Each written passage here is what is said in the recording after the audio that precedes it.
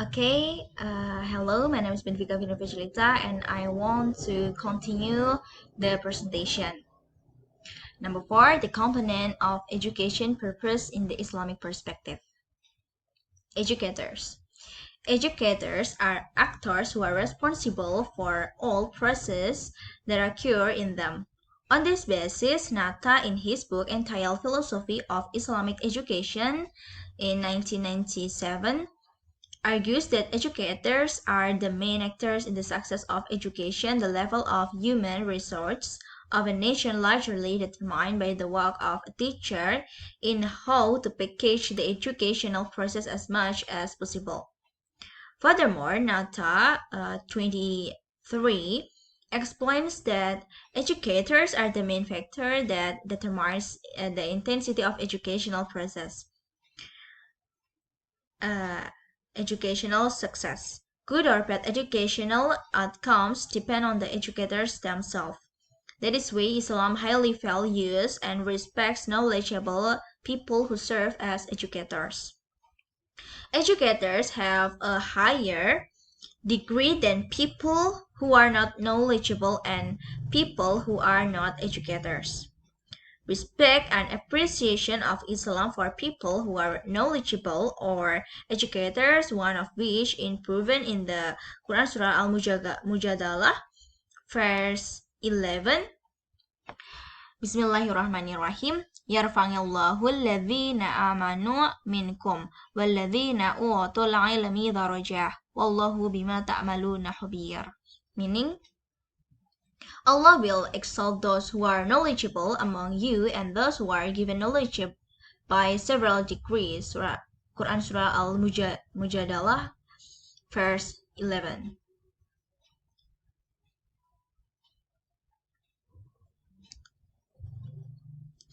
And number 2 is student. As explained earlier, education is a conscious guidance and assistance given by educators to students in accordance with physical and spiritual development towards maturity or the formation of generation or intellectuals with noble character. Students in seeking the values of life must get full guidance from educators because according to Islamic teachings, when children are born in a weak and holy state, while the natural surroundings will give color to the value of life for the religious education of students. Jalaluddin 1962 argues that religious education for students during puberty is very important because according to psychologists as well as religious experts, students at the time experience doubt. They really want to or not tend to the things or divinity. They look for trust, even belief that have been instilled can experience shock. An empty soul, which has never received a religious shower, can thrive if at this puberty religious education is instilled in it. This is the time to turn to eternal conviction and belief.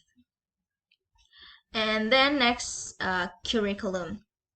According to Kamil and Sarhan still in Muhaimin in 2005, the curriculum is more emphasized on a number of educational, cultural, social, sports, and artistic experiences provided by schools for students inside and outside with the aim of encouraging them to develop truly in all respect and change their behavior in accordance with the stated educational goals.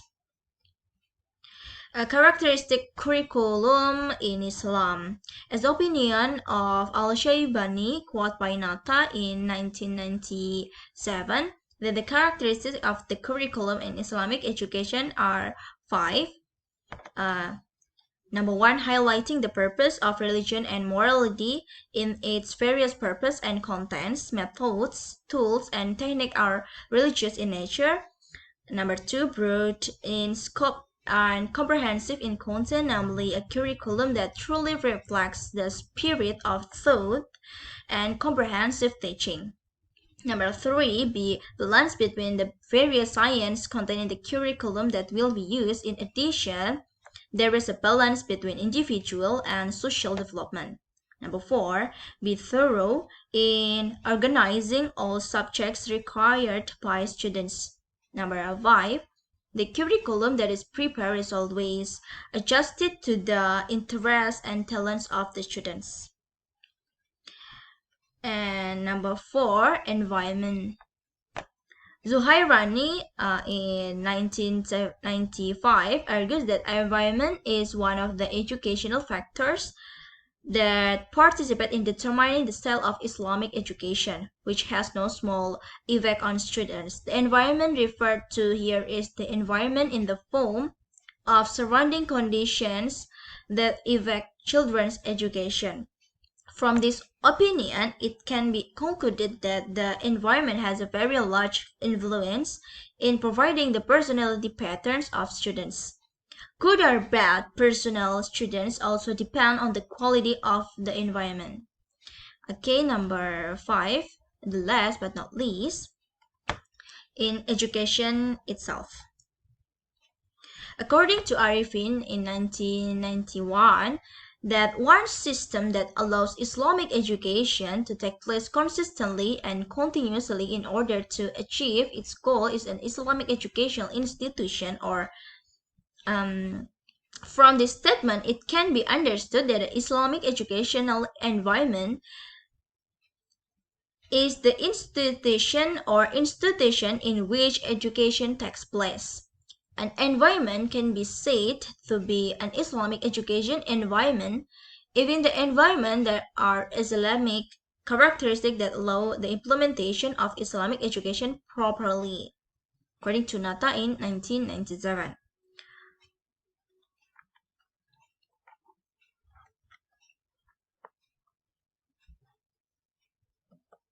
Okay, I think that's all for our group. Thank you for your attention, guys, and you can ask question in the forum. Thank you. Wassalamualaikum warahmatullahi wabarakatuh.